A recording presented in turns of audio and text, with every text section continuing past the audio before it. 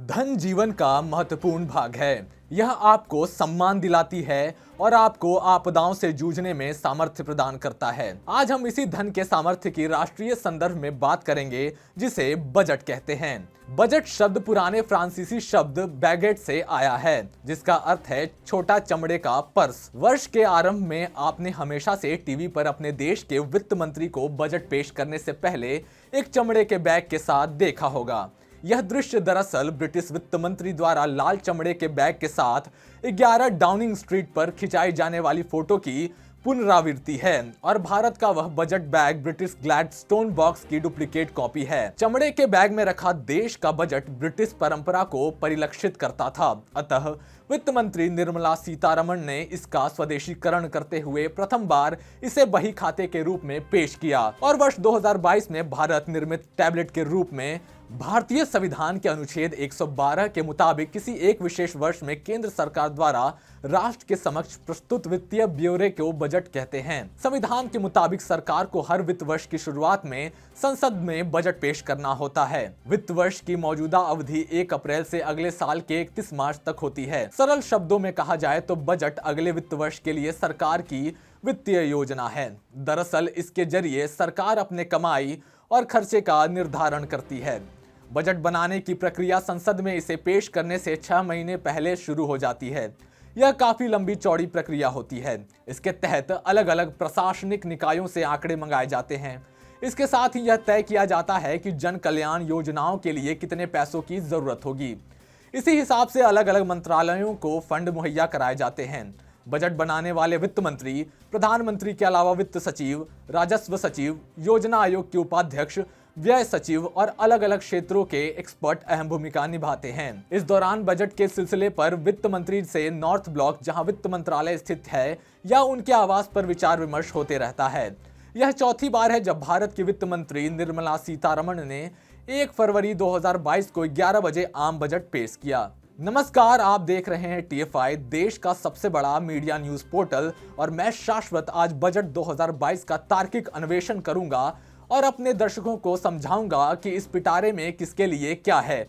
तो आइए समझते हैं कि इस बार इन धुरंधरों ने मिलकर देश के किन क्षेत्रों पर कितना पैसा खर्च करने का निर्णय लिया है। आधारभूत संरचना हेतु बजट में भारत के कैपेक्स चक्र को फिर से प्रज्वलित करने और राजकोषीय कमी की रणनीति निर्धारित करने की योजना है। वित्त मंत्री ने कॉर्पोरेट आयकर को घटाकर 25% कर दिया है और नई निर्माण फर्मों के लिए अत्यधिक प्रतिस्पर्धी 15% कर की दर स्थापित की है। भारत की शिक्षा प्रणाली में सुधार पर एक मजबूत ध्यान केंद्रित करने की भी संभावना है। श्रीमती निर्मला सीतारमण ने जोर देकर कहा है कि यह बजट विकास को गति प्रदान करता है। यह अमृत काल के लिए जो सीधे हमारे युवाओं, महिलाओं, किसानों, अनुसूचित जातियों और अनुसूचित जनजातियों को लाभान्वित करेगा।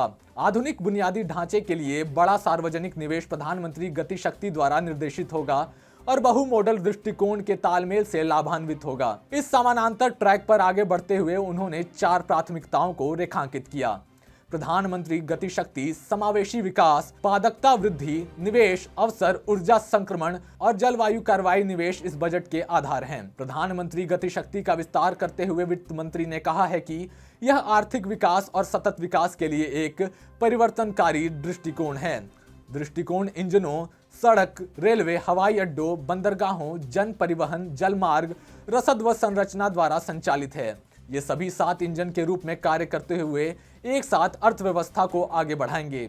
ये engine energy transmission, IT communication, bulk water and sewerage और सोशल इंफ्रास्ट्रक्चर की पूरक भूमिकाओं द्वारा समर्थित है।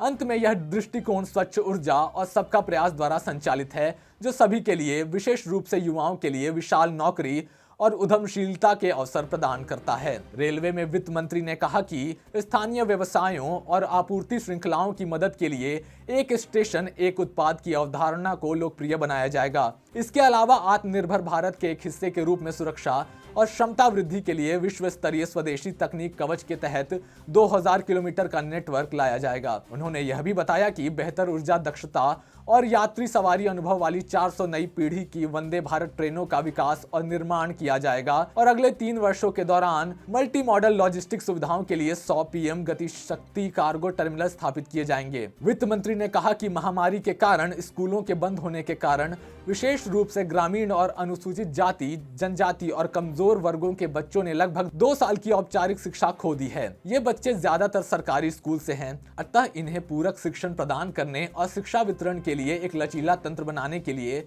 वित्त मंत्री ने बताया कि पीएम ई विद्या के एक वर्ग एक टीवी चैनल कार्यक्रम को 12 से 200 टीवी चैनलों तक विस्तारित किया जाएगा और इससे सभी राज्य शिक्षा प्रदान करने में सक्षम होंगे। विश्व स्तरीय गुणवत्ता वाली सार्वभौमिक शिक्षा तक पहुंच प्रदान करने के लिए एक डिजिटल विश्वविद्यालय की स्थापना की जाएगी। इसे विभिन्न भारतीय भाषाओं और आईसीटी प्रारूपों में उपलब्ध कराया जाएगा। कृषि के मोर्चे पर वित्त मंत्री ने बताया कि पहले चरण में गंगा नदी के किनारे 5 किलोमीटर चौड़े गलियारों में किसानों की भूमि पर ध्यान देने के साथ पूरे देश में रासायनिक मुक्त प्राकृतिक खेती को बढ़ावा दिया जाएगा। फसल मूल्यांकन, भूमि अभिलेखों के डिजिटलकरण, कीटनाशकों के छिड़काव और पोषक तत्वों के लिए किसान ड्रोन के उपयोग को बढ़ावा दिया जाएगा। उन्होंने कहा कि तिलहन के आयात पर निर्भरता कम करने के लिए तिलहन का घरेलू उत्पादन बढ़ाने की युक्ति युक्त एवं व्यापक योजना लागू की जाएगी। कृषि और खाद्य प्रसंस्करण 2023 को अंतर्राष्ट्रीय बाजार वर्ष के रूप में घोषित किया गया है। सरकार ने फसल के बाद मूल्यवर्धन, घरेलू खपत बढ़ाने और राष्ट्रीय और अंतर्राष्ट्रीय स्तर पर बाजरा उत्पादों की